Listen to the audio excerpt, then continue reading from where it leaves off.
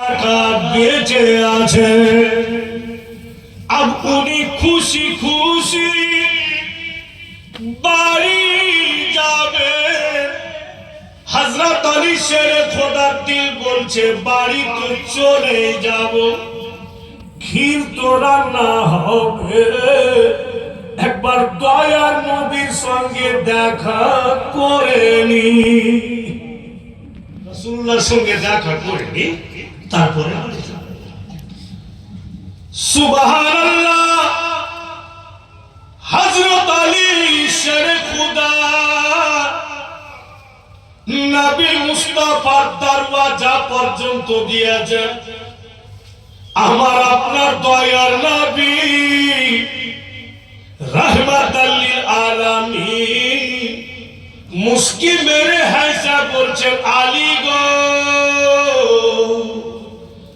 তোমার ঘোড়া বেচা কিনা কেমন থাকলো?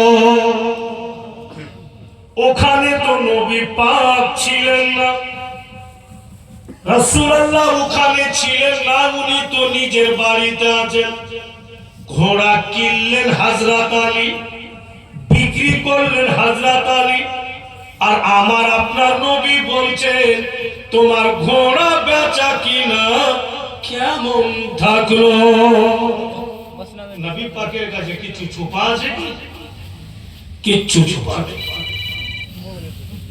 ভাইরা বাপের আমার।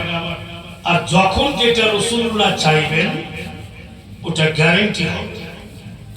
কি বলেছেন আগে দয়ার নবী বলছি, তার তো এখানে একটি ছন্দ আছে, আমি বলে দিই, জন্য বলছে কে जमाना खूबसूरत है लेकिन मदीने के बाजार जैसा नहीं है। जमाना बहुत खूबसूरत है लेकिन मदीने के बाजार जैसा नहीं है। आगे बोलছেন वो चाहे तो मुश्किल को आसान कर दे, वो चाहे तो मांगी तो को सुल्तान कर दे।